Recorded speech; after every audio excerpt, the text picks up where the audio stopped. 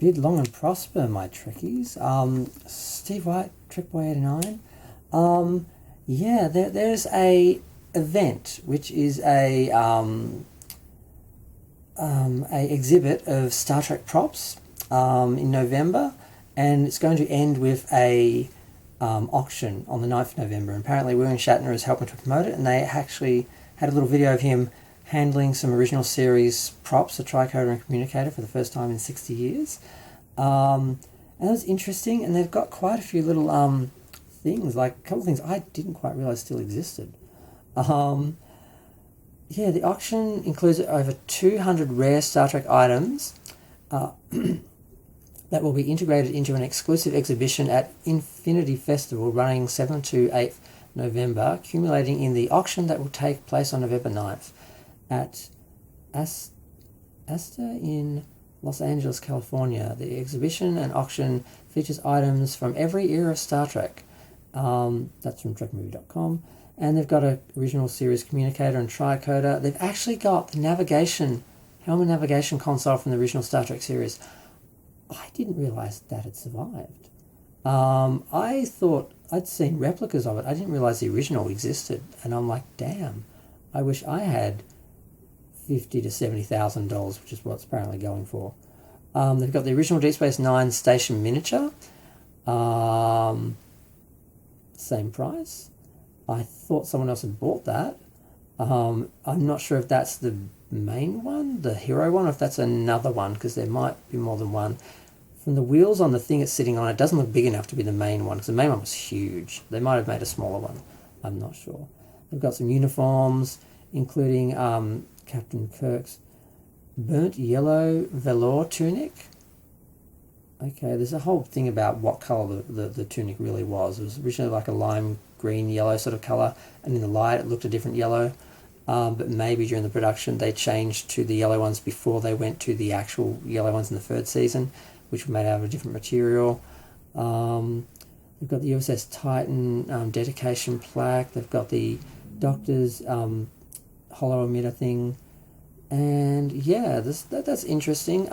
They did a giant auction years ago at Christie's.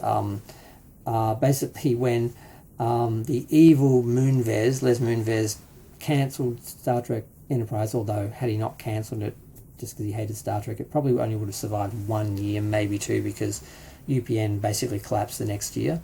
So it wouldn't have lasted much longer, and they lost the rights and everything, so they wouldn't have kept the show on anyway. So he's evil for cutting it prematurely, but a 50 year would have been awesome. They would have gone over 100 episodes, and they would have got to do some really interesting stuff. But yeah, after he did that, they basically sold everything off. They cancelled Star Trek and sold off all the props that they kept, so whenever they needed something for Star Trek, they just pull it out. They had like 40 years of props in a big warehouse, so they could just pull on whenever they needed something from Star Trek. And it really helped with the production. They reused stuff all the time. It really saved a lot of money. And they sold it all off. And I thought that was it. I thought they were done. I thought everything was gone. It was just in the hands of private collectors now. But we are seeing some of that stuff floating around and recycling and recircling a little bit. So it's interesting. It was nice to see William Shatner holding an original communicator and phaser and that. So, but yeah, I don't know.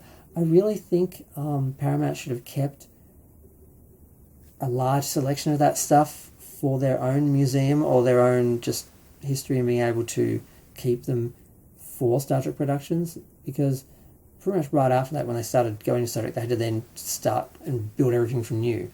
And that wasn't the best thing. Not only did it cost a lot more money, but it also meant they totally abandoned pretty much all the aesthetics from the previous eras that were established or whatever. So, yeah. I'm glad that, some fans still get the opportunity to buy a few things now, that it's not all done, that a lot of this stuff, some of it is bought for investment and will be sold again. So as fans, we'll get opportunities to buy things again. And I don't know, it's interesting, but I'm going to go. Feel free to share, like, comment, subscribe. Let me know what you think of, this latest exhibit and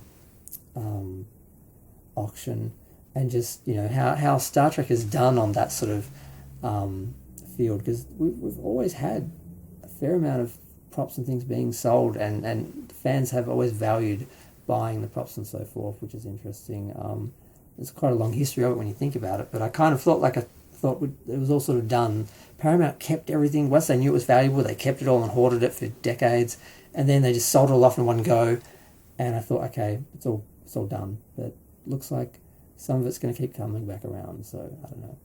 I'm going to go.